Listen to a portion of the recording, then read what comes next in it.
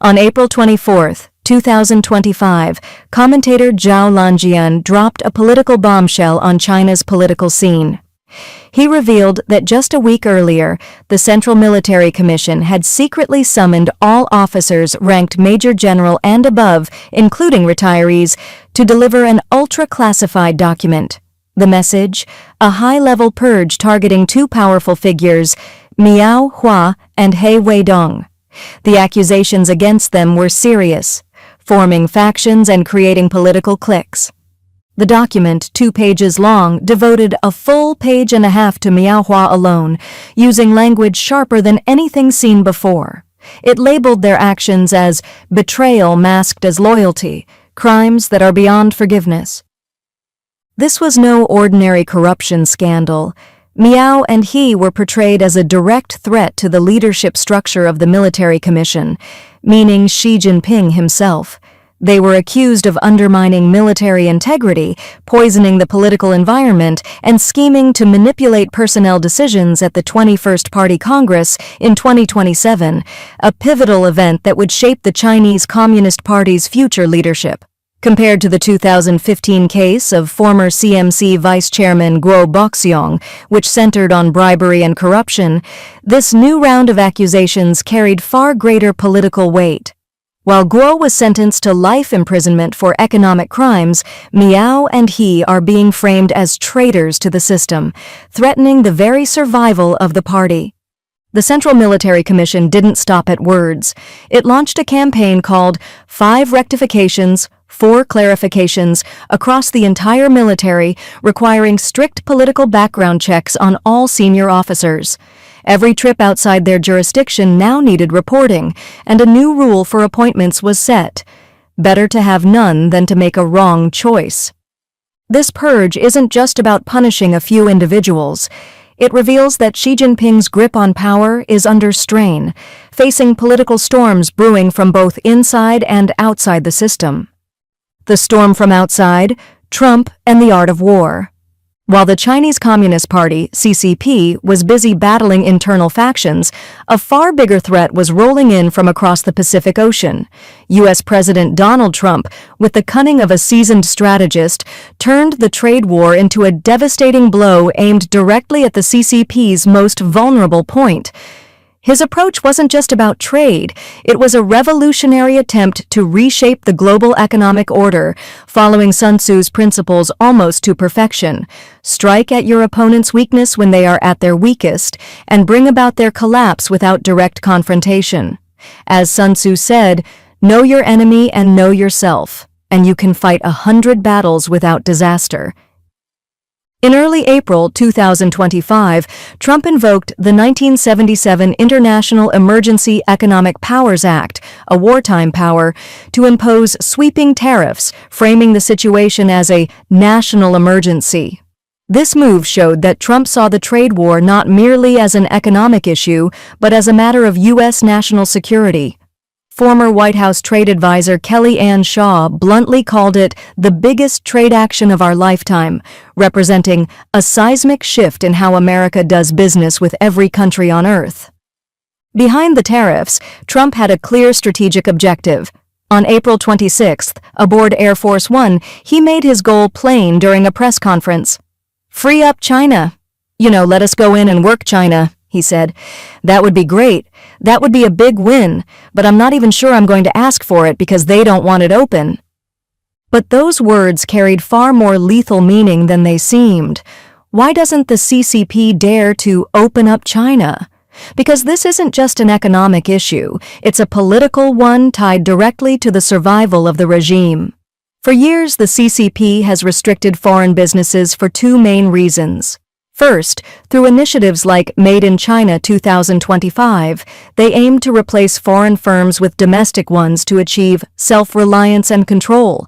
Second, they feared that foreign companies could quietly introduce Western democratic values, undermining the CCP's indoctrination efforts and triggering what they call peaceful evolution, something they fear more than anything.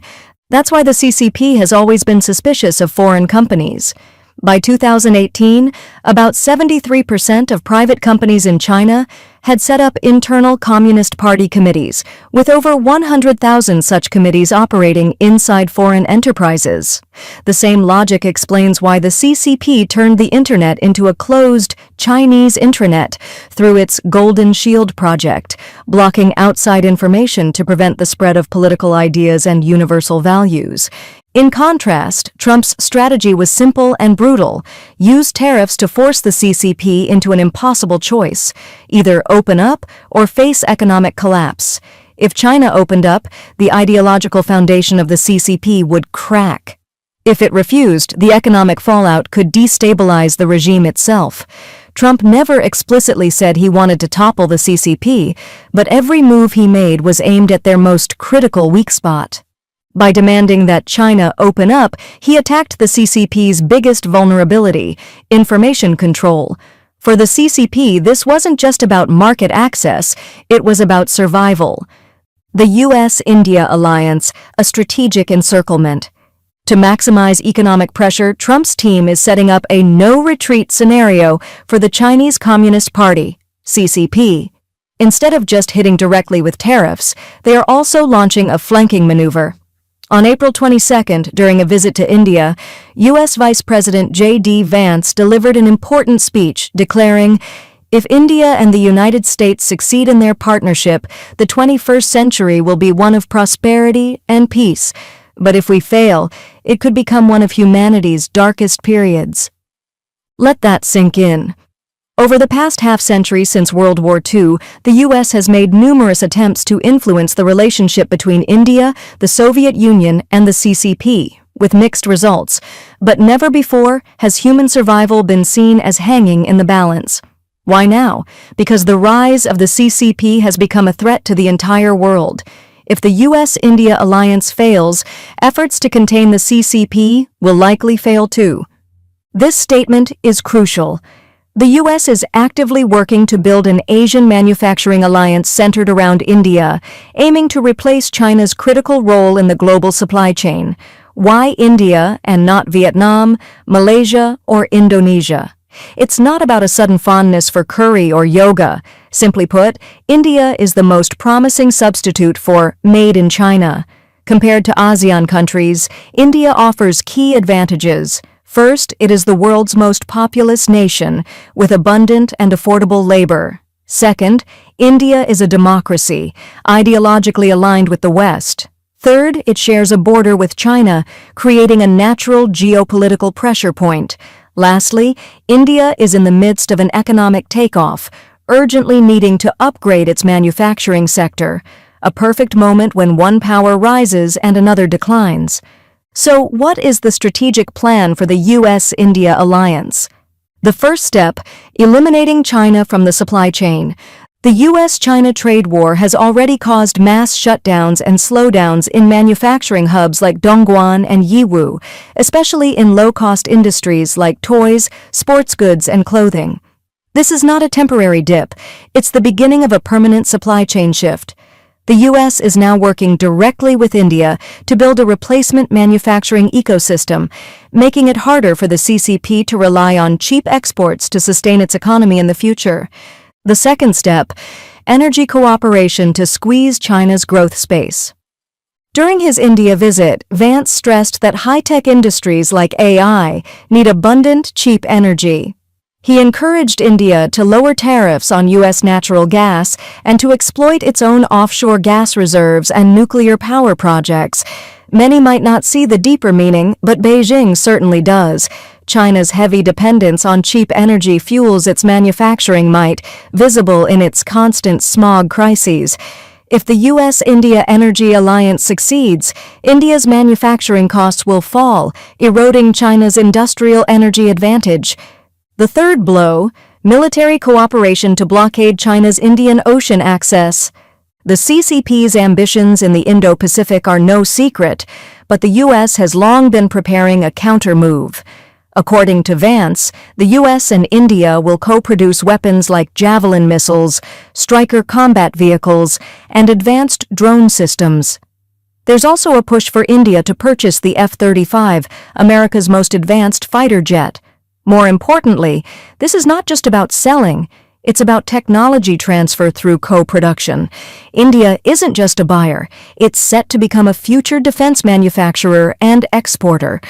Before the 4th of June, 1989, China was on the verge of a military and tech honeymoon with the U.S., but the brutal crackdown exposed the CCP's true nature and led to a complete embargo. Some might argue, but right after Vance left, India signed a $7.4 billion deal with France to buy Rafale fighters. That's true, but that deal began negotiations in July 2023 and is now just being finalized. India, unlike the CCP, doesn't betray its partners after playing its role. Given India's current military needs and the mutual benefits involved, an F-35 deal with the U.S. seems inevitable, and the more Beijing stirs up regional instability, for instance via Pakistan, the faster such a deal will materialize. The fourth blow, a tech blockade and competition in high-end industries. Recently, the CCP has been investing heavily in chips, AI, and 5G, aiming for global tech leadership.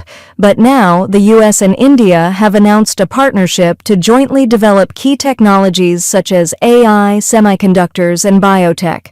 This signals the gradual exclusion of China from global tech chains. Furthermore, India's higher education system uses English, while the CCP has recently banned English education from primary school onward. That's a major difference. In Silicon Valley, a large number of Indian-origin talents serve as critical bridges, while the U.S. is increasingly limiting student visas for Chinese nationals. One side is opening up globally, the other is closing off. It's becoming crystal clear whose house the global tech future will pass through. The CCP on the brink. Domestically, China's markets are in turmoil. In Panyu, Guangzhou, an area known as Shane Village for its cheap clothing production, dozens of garment factories have shut down. This collapse was triggered by the U.S. ending the tariff exemption for packages under $800, combined with new tariffs that left these factories with no path to survival. IMEX Sourcing Services, a supply chain management firm founded by Mr. Manga, reported that the impact of these tariffs is much greater than that of the COVID-19 pandemic. While the pandemic didn't topple these factories, Trump's tariffs did. It shows just how unprecedented the scale and intensity of this economic assault are. Signs of crisis are also emerging in China's capital markets. According to Caixin, based on 2024 financial delisting criteria, over 50 publicly listed companies have been flagged for financial risk, about 20% of them state-owned. Companies like ST Boson, Hikoda, and Dasheng Culture, all taken over by local state-owned enterprises just last year, illustrate that even the national team can't withstand this new financial shock. Inside China, some voices are pushing back, saying, "Why care about the U.S.? Let's rely on domestic demand and buy our own goods." Li Daokui, director of the Chinese Economic Thought and Practice Institute at Tsinghua University, who once claimed China's 2-year battle with COVID had added 10 days to the average citizen's lifespan, even proposed radical ideas. Spend 1 trillion yuan on May 1st to boost consumption, and let people get a 25% discount just by showing their ID at checkout. That a top Tsinghua economics professor would offer such a crude solution as handing out cash speaks volumes. Setting aside whether it's feasible, even during harsh lockdowns in the past, the government didn't resort to consumer handouts. It shows just how dire the situation for China's consumer market has become. This is the subtle brilliance of Trump's strategy, using economic weapons to push the CCP into a no-win situation. No matter what the CCP chooses, it faces enormous risks. If Trump's pressure succeeds, the CCP will be forced to open up its markets even further. Historically, economic opening tends to lead to ideological freedom, and a closed political system cannot survive that for long. The CCP would eventually collapse. If the CCP refuses and chooses to shut itself off, today's China isn't Mao's China. It's not a ragtag mob of peasants following a revolutionary dream. Today's leadership elites are wealthy and powerful. Would these comrades willingly accept a closed, isolated China? Hardly. When the regime and the people drift apart, the conditions for a powerful revolution will be ripe. The CCP once rose by riding the wave of globalization. Now, by refusing to open further, it faces the threat of decline. The doomsday clock for the CCP has already begun ticking. 2025 will be the year that decides its fate. What do you think about today's topic? Let me know in the comments below. Thank you for watching, and I'll see you in the next episode.